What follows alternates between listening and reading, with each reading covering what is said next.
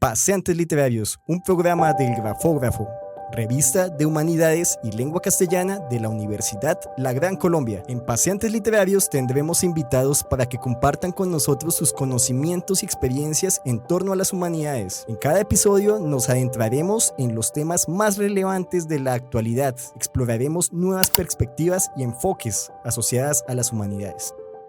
Bienvenidos a un nuevo capítulo de Paseantes Literarios, esta sección del Grafógrafo de la licenciatura en Humanidades y Lengua Castellana. El día de hoy tenemos con nosotros a Eva Muñoz, una escritora emergente de Wattpad y de la plataforma Booklet. Ella es muy popular por sus libros de origen digital y que actualmente se encuentran en físico. Eva tiene 29 años y escribió su primera versión de Lascivia a los 22. Actualmente sus primeros dos libros de la trilogía Pecados Placenteros se encuentran publicados por la editorial Montena. Próximamente saldrá su tercer libro, que es Deseo, y un libro de otra trilogía que se llama Imperium. Es el libro de voz que también va a salir por Montena. Te felicito por eso. Eva cuenta con 184 millones de lecturas en sus libros y en sus libros de BookNet tiene alrededor de 10 millones de lecturas. Eva, estamos muy felices de tenerte con nosotros el día de hoy. Realmente agradecemos tu disposición y la oportunidad. Y entonces empecemos a hablar un poquito de Lascivia. ¿Cómo nace Lascivia? ¿De dónde nace esta idea de querer crear este libro? ¿Por qué empezar en Wattpad? ¿Y por qué crear Lascivia? Claro, yo en ese entonces cuando Lascivia nace, trabajaba, era asesora comercial. Y bueno, creo que los libros siempre eran como un refugio para mí, siempre lo han sido, siempre lo van a ser. Y bueno, pues estaba como que muy hastiada, estudiaba en ese entonces también, entonces como que a modo de escape empecé a escribir. Escribía las noches, los fines de semana y todo eso. Y pues Wattpad, primero lo había escrito todo en Word. Bueno, para ser más sincera, en el blog de notas del celular de mi mamá. Entonces como que tenía todo ahí, acumulaba ideas. Y como que terminé todo el borrador y yo una vez dije, bueno, ¿por qué no publicamos? Lo corregimos, medio corregimos en ese entonces, entre comillas, y lo publicamos a ver si de pronto alguien más quiere leer una novela de militares, porque pues esa era la intención, ¿no? Porque pues yo decía, no hay novelas de militares ni de protagonistas en acción. Entonces dije, bueno, lo voy a publicar. Y pues ahí casualmente pues me gané una lectora y luego fue 2, 3... No era la única persona que quería leer una novela de militares, entonces por eso se fue volviendo popular en la plataforma.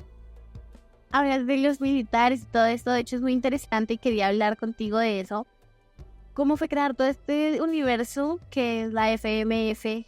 Crear a Rachel, crear a Christopher, creaste toda una organización militar desde cero, creaste un universo. ¿Cómo fue este proceso? O sea, ¿cómo se te dio la idea?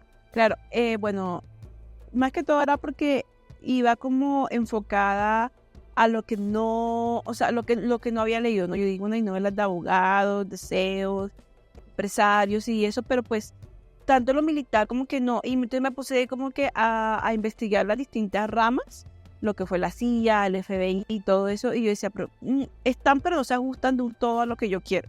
Entonces yo dije, lo voy a crear desde cero. De igual forma en la escritura no hay como límites y nadie te está diciendo, ok, no lo puedes crear de esa forma.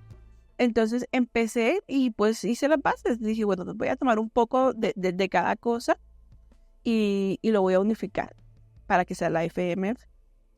Algo que destaca mucho en tus libros son las escenas spicy. Hablamos del contenido erótico, ya que el enfoque principal de esta entrevista y de los libros de Eva es la literatura erótica. Y como tiende a ser como un tema tabú, pero a la vez es algo sufrútico que se consume mucho. Realmente la literatura erótica es un producto con bastantes consumidores. Y hablemos de eso. ¿Cómo es el proceso para ti para escribir una escena spicy? Por ejemplo, las escenas Christopher, que es el chip entre Christopher y Rachel, que son los protagonistas de Pescados Placenteros. Lo mismo, pues, hablando ya de Imperium con Ilenco y Emma, que también es un tema como controversial, ¿no? Por el age gap, que es la diferencia de edades, y como la situación en la que se desenvuelven las escenas. A mí siempre me preguntan, mira, fíjate que siempre me dicen, ¿cómo crear las escenas? Y de pronto pensará que tenemos un ritual o algo así. No, o sea, suele pasar, ¿no? Pero mira que no, yo siento que los personajes se dejan llevar mucho. Cuando los personajes tienen mucha química entre sí, las escenas fluyen y pues es más difícil escribir escenas eróticas que escenas de acción, porque tienen una complejidad. Antes, pues cuando uno escribe en el borrador, uno dice, bueno, pues la voy a escribir como me salga y no importa. Pero pues ya ahorita cuando se editan los libros, sí, pues hay que meterle como que más profundidad a la cosa y eso. Y son horas y horas y horas de práctica ahí leyendo y leyendo la misma escena. Pero yo siento que todas las escenas surgen mucho de la química de los personajes también, de la atracción que hay. Creo que algo que identifica mucho a mis personajes es la atracción que tienen uno por el otro. Y eso siempre ha sido algo muy, muy a mi favor. Claro, algo que se puede ver cuando uno lee tus libros es esta química que hay entre los personajes, porque es impresionante. O sea, como opinión personal, siento más la química entre Lenko y Emma, porque a veces Chris y Rachel como que pelean demasiado y en el pide que uno pueda apreciar el 100% su relación. Es algo muy interesante, ¿no? Dije hace un momento que te convertiste en un fenómeno. Ahora eres un fenómeno Wattpad, eres una escritora emergente muy importante en estos momentos. Incluso estuviste en la Feria del Libro. ¿Cómo lidias con este reconocimiento? ¿Tú te imaginabas llegar tan alto? ¿Cómo estás ahora? ¿Y cuáles son tus expectativas de aquí en adelante? Bueno, mira que yo a mí siempre me pregunté como que ¿qué se siente? Y yo siento que yo no, o sea, yo no sé, a mí una vez me lo decía una amiga, tú sientes que estás como en el mismo lugar, o sea, no estoy en el mismo lugar obviamente, pero Eva Muñoz, o sea, yo como tal siempre me siento como muy la misma Eva que empezó a escribir en el celular de su mamá, ¿sí? Entonces, cuando estuve en la FIBO este año, yo llegué y me dice mi editora, ¿pero tú qué estás haciendo aquí? Y me dijo, viniste así a la feria sin nada y sí. Y digo, luego, ¿qué pasa? Más porque yo fui un día antes de mi presentación. Me dice, tú no puedes venir a la feria así, porque pues yo dije, pero dime, tú no tienes en cuenta de pronto la magnitud y que mucha gente te conoce. Y yo, no. Pero yo creo que no lo he querido llevar como que al tema de decir, oh, sí, soy famosa o ahora tengo que te escribir de otra forma o algo así, más que todo es por el tema de que no quiero que se pierda la esencia de por qué fue que empecé a escribir, ¿no? Entonces por eso me lo tomo con mucha, mucha calma en ese sentido. Y pues mis planes ahora yo creo que me gustaría que en Latinoamérica a nivel general se conozca un poco más el tema del dark romance, porque a veces creemos que de pronto a las autoras latinas nos da muy duro o son muy fuertes con nosotras, por decirlo así, en el tema del dark romance y todo eso. Entonces me gustaría como que hacerme más un nombre por ese lado, que amo las plataformas, amo Wattpad y amo Wounded. Pues también quiero trabajar un poco en mi nombre en Eva Muñoz, autora como tal, y que también sea como que un poco más de ese lado y no siempre sea como que tan estigmatizado hacia el otro lado, porque acá también hay muchos autores con mucho talento. Hablamos de que tú, bueno, que te dijeron que no magnificabas la importancia que tienes ahora, como que eres alguien relevante. Que se siente tener una comunidad tan grande, porque está el Paraíso de Eva, que es tu grupo de Facebook, que es una comunidad enorme, tus redes sociales son muy populares y tus grupos están llenos de gente. ¿Cómo manejas toda esta interacción? Incluso tuviste problemas con el hate, incluso eso te llevó como a aislarte un poquito de redes sociales. ¿Cómo lidias con todo esto? Las redes sociales ahora son como un tema bastante complicado en el sentido de que nos pueden destrozar en cualquier momento por redes sociales, ¿no? Creo que los años más difíciles con las redes sociales fueron entre el 2020, 2021 más o menos, al 2022, que fue cuando decidí retirarme y decirlo por mi paz mental, tengo que aislarme un poco. Tener una comunidad grande es muy, muy, muy chévere, pero pues de igual forma también es como que una responsabilidad porque son muchas personas con muchas expectativas y eso. Pero nada, te digo, antes en el 2022 intentó como que presionarme, empequeñecerme, pero yo dije no, aquí no podemos olvidar porque fue por qué empezamos y así como empezamos tenemos que acabar.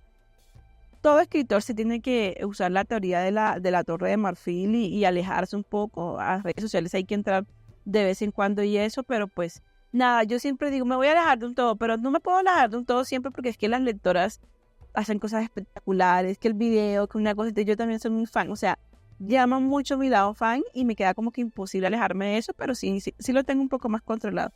Sí, hablamos de eso. Te tuviste que retirar también porque que te llegó como con la creación de Lujuria y con la creación de Deseo, como que el giro que diste tus tramas, no sé si fue que no gustó o tuvieron un problema ya contigo, pero te empezaron a atacar muchísimo de un momento a otro. Sí. Incluso decidiste tomarte un hiatus, como decimos ahí popularmente, te retiraste un momento y decidiste escribir a puerta cerrada, hiciste un live, dijiste voy a terminar los libros a puerta cerrada, porque pues también son tus libros, tus bebés, los quieres terminar. ¿Cómo va tu proceso? Así sin profundizar mucho, si no quieres, o si quieres, expláyate, por favor. ¿Cómo va tu proceso creativo a puerta cerrada? ¿Sientes que rindes más sin la presión constante de redes sociales? Sí, sí, sí. Aunque te digo, yo siempre se lo he dicho a mi lectora, yo soy muy lenta para escribir. O sea, yo a veces veo y digo, veo otros autores y no, que tienen, saco 3 libros al año y yo digo, algo. Pero yo digo, no es que tal vez no es lentitud, sino que de pronto mis capítulos son más largos. Creo que tú eres testigo de que los capítulos a veces uno se demoraba 2 horas leyendo un capítulo y eso, yo digo, de pronto no es eso. Y mira, Lujuria, el último tomo es una cosa súper grande. Entonces, creo que el hate llegó más que todo, fue como a raíz de que yo había dicho, los personajes son tóxicos y la gente como que no se lo tomó en serio. Y cuando lo fueron, la gente como que se le hizo extraño, ¿no? Pero pues ahora sí se siente mucho más la calma. No voy a decir que no extraño a mis lectoras y que no extraño publicar, ¿sí? Deseo, no está terminado aún todo, está planificado, ya se tiene toda la estructura. Yo, como estaba en mi libertad creativa ahora de que no tengo, entonces yo empecé a escribir mis escenas favoritas.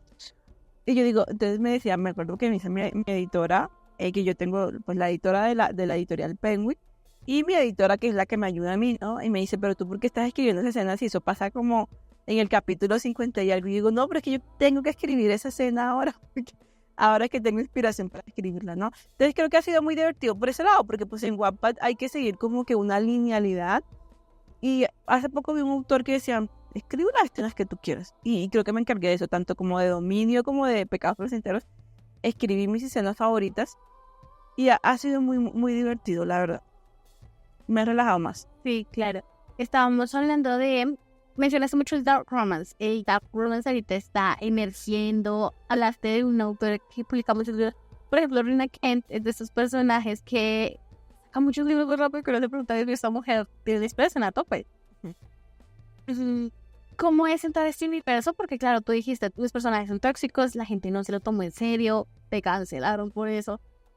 Pero siento que es un tema muy frecuente en estos libros ahora en la actualidad, ¿no? Que los personajes sean tóxicos y cómo exponer lo malo y de una u otra forma verle lo bueno a eso malo que se ve ahí, que se espera. ¿Cómo es explorar el Dark Romance para ti? ¿Cómo es emerger en ese ámbito? Claro, pero cuando yo empecé a escribir, yo siempre lo decía como que iba como por el lado de que, bueno, de hecho, esa pregunta es una pregunta que me hicieron ayer, precisamente me dijo, ¿cuál es tu objetivo como escritora? Y yo decía, en esta parte de mi universo ahora es como que demostrar que el amor no siempre viene de buena manera, ¿sí? Y creo que eso es lo que se logra con el género, porque creemos que el villano siempre va a amar de buena forma, de una forma bonita, porque creemos que un mafioso va a querer igual que, no sé, que el director de una empresa o de las novelas que estamos acostumbradas a leer, ¿no? Entonces son diferencias. A mí me gusta mucho eso del género. Admiro mucho a las autoras, que se atreven a experimentar con eso y a mostrarnos cómo es un amor tóxico, cómo es un amor obsesivo y eso, ¿no? Es que, claro, el género está muy cancelado, de hecho todos los días lo cancelan, todo el día eso, pero pues, nada, creo que tenemos que aprender a vivir con él, así como vamos a aprender a vivir con otros géneros, ¿no? Y no es que porque leamos el Dark Romance nos vayamos a volver ahora masoquistas o tóxicas o algo así, ¿no? Claro, hay que aprender a separar con la ficción de la realidad. Es algo que siempre se ha hecho cuando se entra en esta comunidad.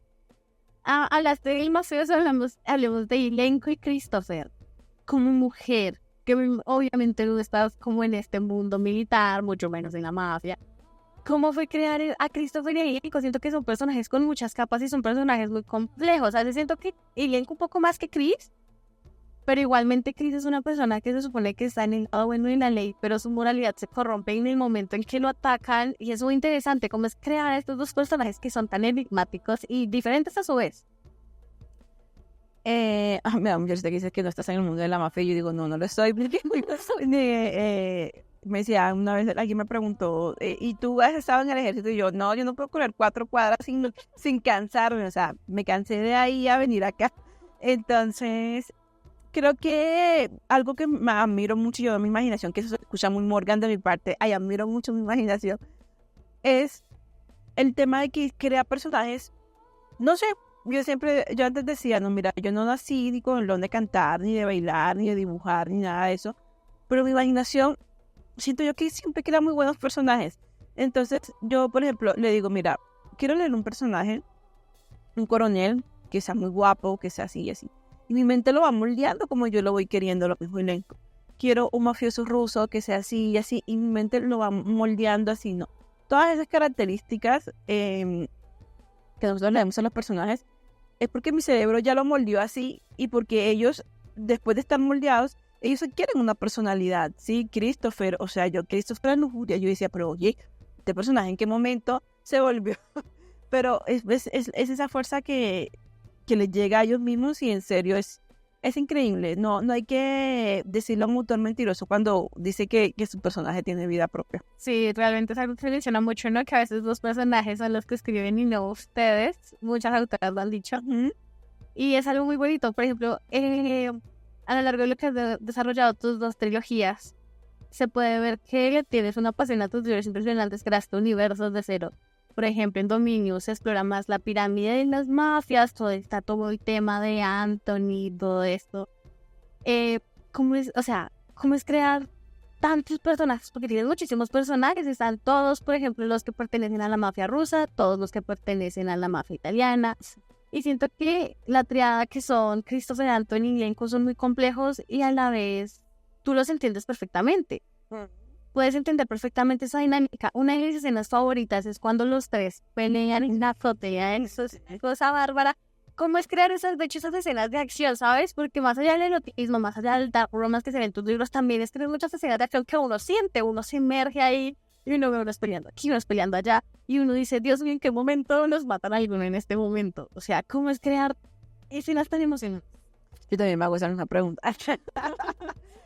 Mira que, no sé, yo no sé si yo soy muy fanática de las películas de acción y todo eso, pero de igual forma siento que también los personajes se prestan mucho para eso, ¿sabes?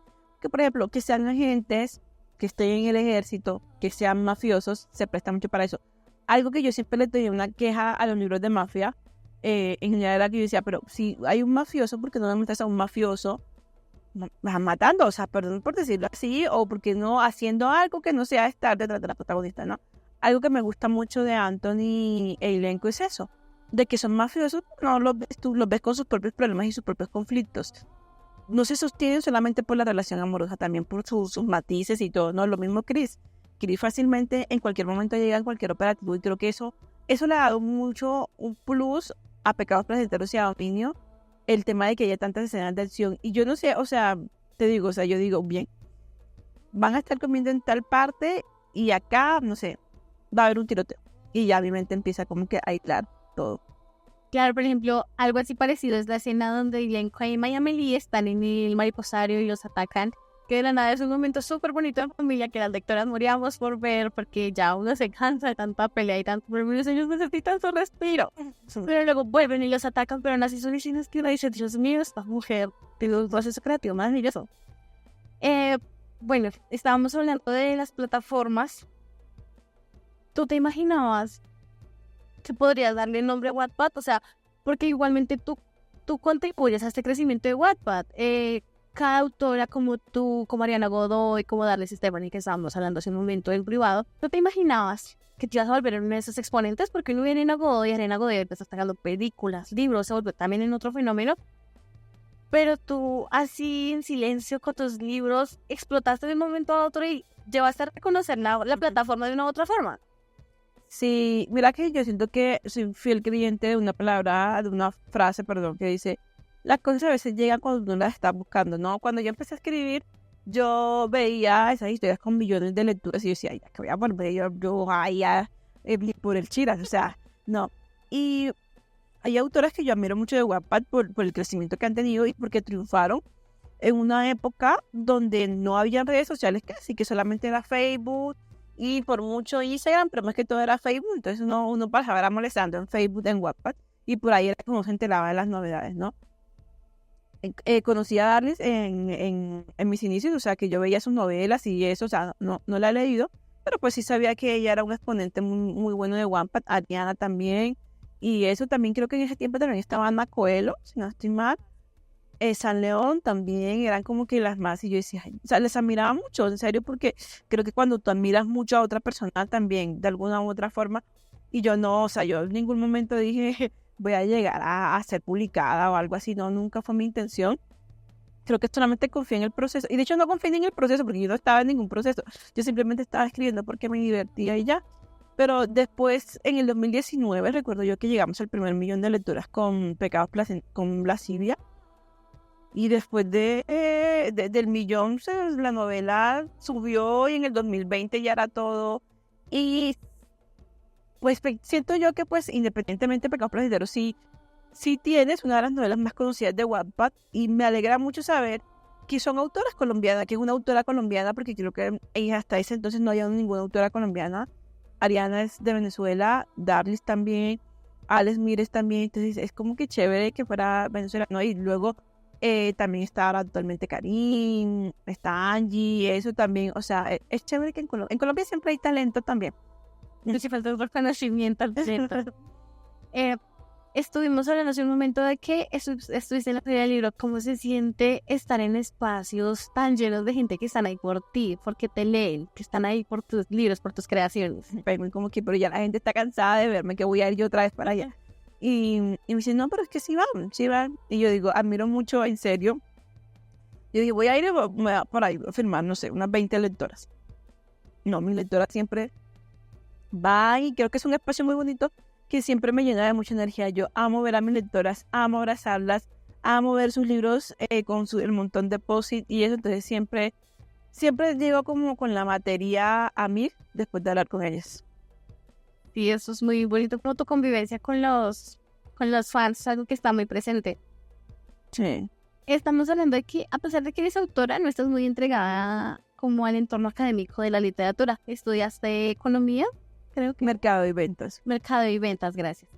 Incluso convertiste la lascivia en tu tesis. Pudiste convertir tu libro en un producto. Cuéntanos un poco de eso. ¿Cómo metiste la lascivia en la academia?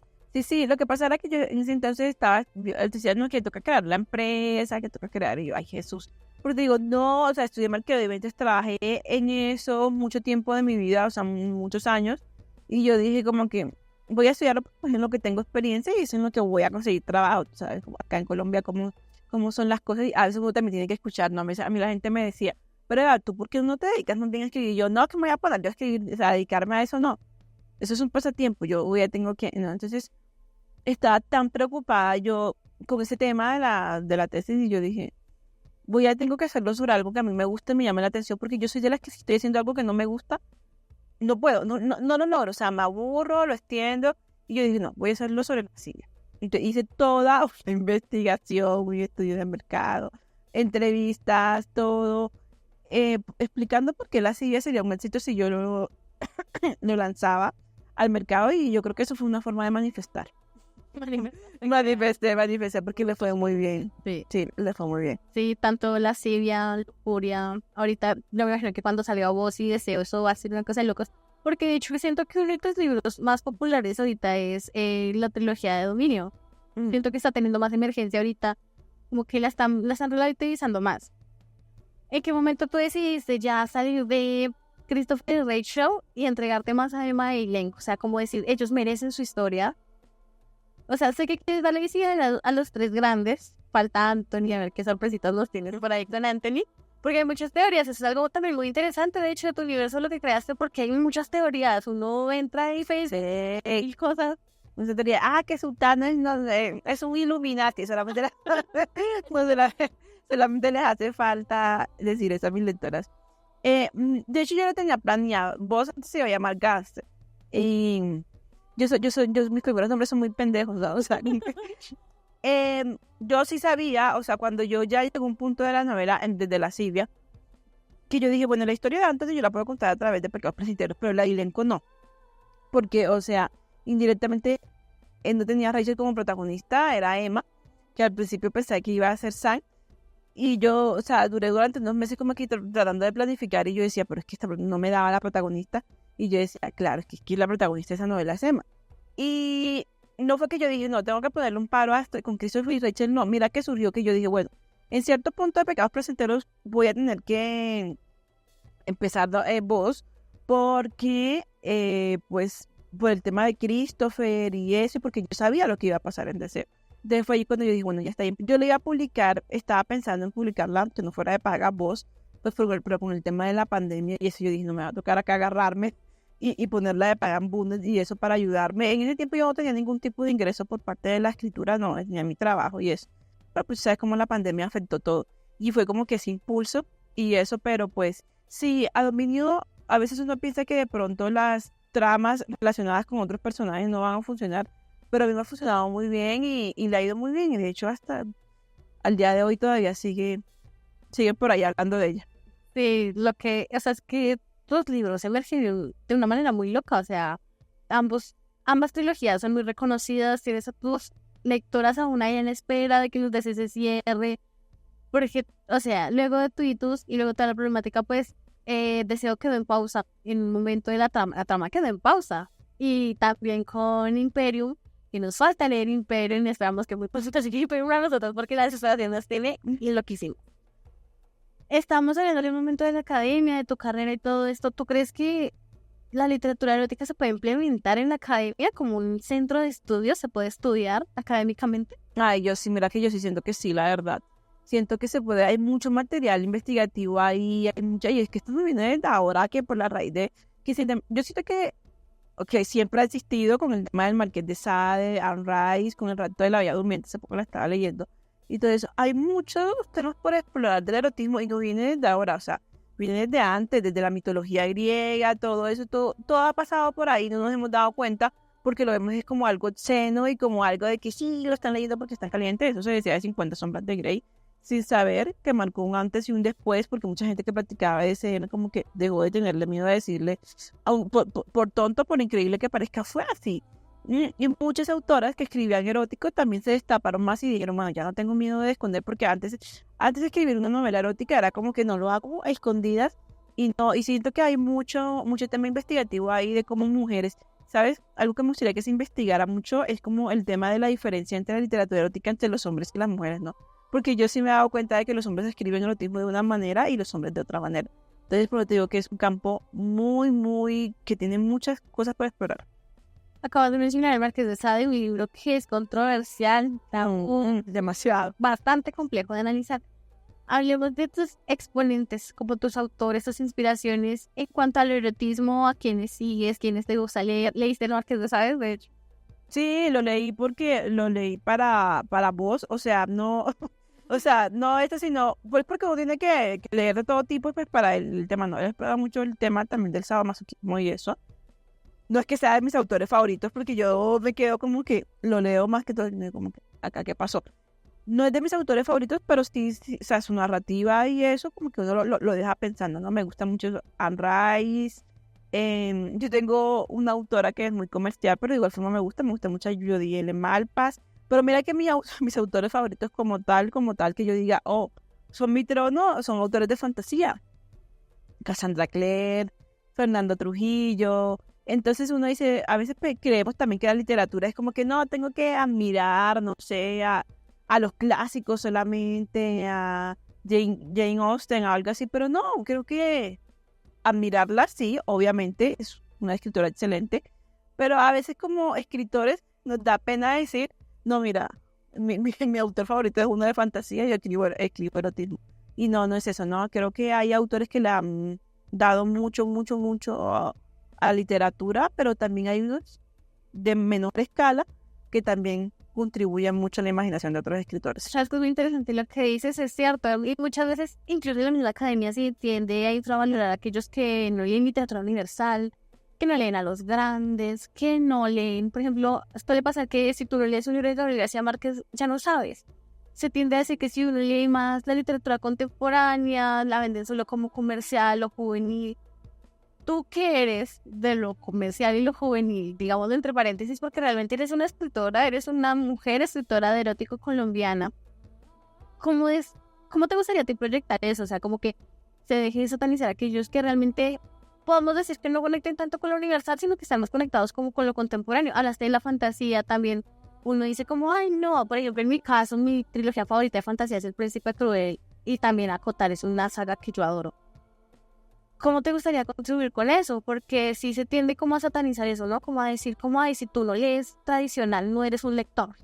Sí, creo que es un estigma muy tonto. En serio que sí, yo a veces me pongo a pensar que de hecho es como que cuando es como gente que dice que los libros de Wattpad no merecen ser publicados por tal cosa. Y yo digo, literatura buena y mala siempre ha habido. Hay muchos autores que son autores de clásicos y también han tenido libros malos. O sea, no creemos que de pronto porque son expertos, o sea, te digo, por decirlo abiertamente, sí, todos, o sea, digo, hay libros buenos y malos, dentro del grupo juvenil que está furor ahora y de Wattpad, y también hay libros malos de otros autores que han sido muy famosos. Y quien mienta, pues en serio te apegas a eso, ¿no? Yo siento que debemos dejar un poco más ese estigma, y yo creo que uno tiene que leer lo que lo haga feliz. Si a ti te nutre y enciende tu imaginación, leer a Holly Black, es la del Príncipe Cruel, o a Sarah J. Maas, que también la miro mucho.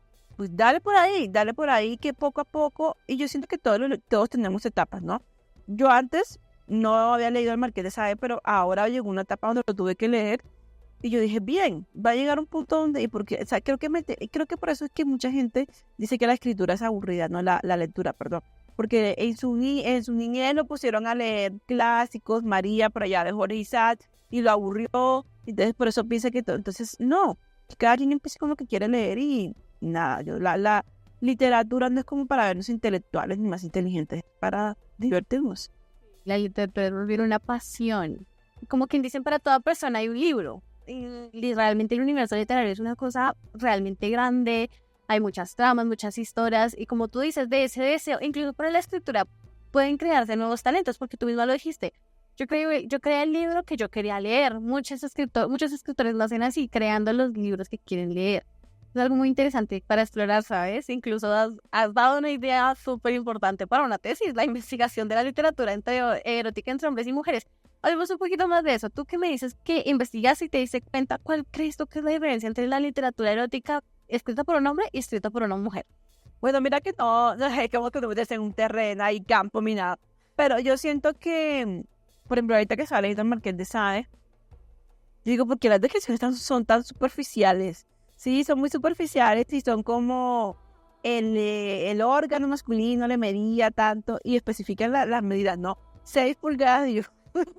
O sea, obviamente que pues, en el erotismo eso es muy común, pero siento que, te digo, es muy común verlo. Yo lo he visto con autoras mujeres también, pero siento que se enfocan, por ejemplo, Marqués de Sade, que o sea, para ejemplo lo voy a tomar a él, que él siempre era como que, y sus curvas eran de tal tamaño, y y las mujeres son un poco más sentimentales, o sea, es como que mi corazón late, que me provoca, van como que un poco más allá de lo físico, ¿sí? Y eso también está ¿no? Tenía una amiga que me acuerdo que leía un autor masculino y decía, no vuelvo a leer más ese autor porque parece que no conoce el cuerpo de una mujer, o sea, porque lo narran así de una forma tan superficial, ¿sí? Entonces yo sí me he notado esas diferencias. Lo noté más que todo con El Marqués de Sade, leí a otro autor también, que no voy a decir el nombre, y también me di cuenta de que era como muy superficial, y era un boom de ventas en Amazon. Y yo dije, pero ¿qué pasó acá? ¿No? Entonces, a veces a las mujeres las juzgan también de que no saben escribir, porque también son muy juzgadas, o que escriben pornografía. No, las mujeres, cuando Erika, la autora de 50 sombras, decían que era una ama de casa frustrada que escribía pornografía. Digo, intente un hombre escribir eso, a ver si es tan fácil. Un libro erótico también tiene su complejidad, ¿sí? Entonces, va más que todo por ese lado, pero te lo juro que sí, en serio es un campo que merece mucha más investigación. Yo la amo, la verdad. O sea, convertiste la literatura erótica en tu campo también. Sí. Estábamos hablando hace un momento de que nunca imaginaste un ingreso por parte de la escritura. Ahorita tú sientes que de la escritura se puede vivir, porque algo que se vende mucho es la idea de, no, usted quiere estudiar estudios literarios, se va a morir de hambre. Es algo, la escritura está muy satanizada, o sea, se cree que si uno no tiene éxito no va a poder triunfar en la vida. Claro, bueno, yo siento que ahorita con los medios digitales ayuda mucho, ¿sabes? Porque una de las redes sociales es un gran impulso para la escritura, plataformas como Wattpad, Booknet, Amazon, en especial Amazon, que se volvió como que esa ventana de autores autopublicados que no tenían como la oportunidad de publicar con una editorial. Y también lo que siento yo es que a veces como autores nos dejamos empequeñecer mucho, ¿no? No, pero es que tú no vas a ser popular. No, pero es que uno nunca sabe qué persona va a querer leer ese libro de uno, ¿no? De la escritura se tiene muchos estigmas, que uno se va a morir de hambre, que no va a poder, y no, mira que no. Yo siento que después de igual forma yo siento que la escritura nunca va a ser una pérdida de tiempo. Nunca. Si tú escribes algo que te haga feliz a ti, nunca va a ser una pérdida de tiempo, porque tú te estás haciendo feliz a ti mismo, ¿no? Y esa es la mejor inversión que uno puede hacer, ¿sí? Pero yo siento que ahora no, o sea, antes era un poco más difícil, siento, ¿no? en la época de Gabriel García Márquez, que pues publicar un libro si no era a través de una editorial era muy difícil y eso, pero pues ahora hay muchas más partes y muchas más opciones. Y también hay un estigma que es como que no se reconoce al autor. Yo creo que los autores, el que quiera estudiar literatura, bien genial y eso, ¿no? Pero hay muchos grandes autores que nunca han estudiado literatura, muchos han estudiado periodismo, derecho. Yo he estado viendo como biografías de muchos autores y digo, mira, hay una gran mayoría que no es. Y sí, y creo que eso es un talento y un don que si alguien tiene, también debería saberlo aprovechar y no cohibirse porque es que no estudié, porque no es esto. No, hay que empezar. Sí, por ejemplo, es algo que se promueve mucho, ¿no? Como que los escritores desde el inicio están apegados a la literatura. Tú estudiaste fue mercadeo, has estado más que nada en ventas, pero eres una gran escritora, un fenómeno, como hemos repetido varias veces. Y tú misma lo dices, hay muchos autores que son abogados, que son empresarios y cosas así, pero como que no se les tiende a dar esa visibilidad justo por eso, que porque no pertenecen a la rama de la literatura. Entonces es como un tema también muy controversial. Claro, mira, yo tengo un amigo que estudió literatura y él dice que quisiera tener la libertad que tiene un autor el cual no ha estudiado literatura. Obviamente que ambos puntos son válidos. Yo amo la narrativa de él y yo digo, narra muy bien y tiene una forma muy linda de expresarse porque él estudió eso, es su campo, eso. Pero él dice, yo quisiera tener la libertad que tienes tú. Porque es como que cuando nos sentamos a hablar es como por eso. Porque a veces cuando se estudia, a veces se tiende como que a decir, no puedo hacer esto, no puedo hacer aquello, esto no está bien, esto no está mal, ¿no? Entonces es uno como que ignorante, por decirlo así, que ignorante no es la palabra, sino es como que, bueno, yo como no, simplemente lo hago como yo siento que está bien, ¿no? Y ya luego un editor, que pues un editor sí tiene que estudiar, sí tiene y te va a moldear la novela, pero no te va a limitar tu imaginación, ¿no? Entonces, ¿qué te digo? Ambos son válidos, tanto el que la estudia como el que no la estudia. Bueno, ya nos estamos acercando ya más al final de la entrevista, de este espacio tan maravilloso que se está desarrollando, pero yo como tu lectora, muchísimos, te quiero preguntar, ¿qué se viene para Eva Muñoz de aquí en adelante? ¿Estás estudiando a puertas cerradas? ¿Se vienen nuevos proyectos? ¿Qué se viene para Eva Muñoz? Bueno, ahorita estoy terminando de editar Voz, que siempre el proceso de edición tuve un editor que fue muy bueno, estudió mucho y admirable su trabajo, entonces aprendí mucho de él. Quiero que mis lectoras sientan ese cambio en este libro, o sea, no cambio de la trama, sino cambio en las nuevas cosas que aprendimos, eso. Vamos a sacar Voz este año, espero pues retomar Deseo, espero poderles dar algo de Imperium también. Y nada, pues vamos a seguir trabajando en el nombre, o sea, ya hay otra novela, otra saga, siguiendo después de Pecados, Flagelos y Dominio, que espero que nos salgan en el 2040, quizá pronto. Pero sí, estoy muy enfocada en los libros ahora y intentar nutrir ese nombre de autora para que salga un poco más a flote. Eva, realmente fue un honor y un placer tenerte con nosotros, muchas gracias. Y como esto es más que nada redes sociales, cuéntanos en qué redes sociales te podemos encontrar, cómo te podemos encontrar y en dónde te podemos buscar tu usuario en Wattpad y Google. Claro, bueno, yo creo que sí como Eva Muñoz Benítez en Wattpad y Eva Muñoz en Instagram, en el grupo Lectores de Eva, en Twitter como Eva Muñoz. Entonces ahí en Instagram es como que donde más se activa, estoy publicando como cositas de las novelas y eso. Muchas gracias a todos nuestros espectadores por ver esta entrevista, espero tengan un gran día. Espera, ¿ya viste nuestras últimas publicaciones? Recuerda seguirnos en @grafougc, en Instagram y en Facebook. Y eso ha sido todo por hoy. Gracias por estar con nosotros. No olvides seguirnos en nuestras redes sociales. ¡Feliz día!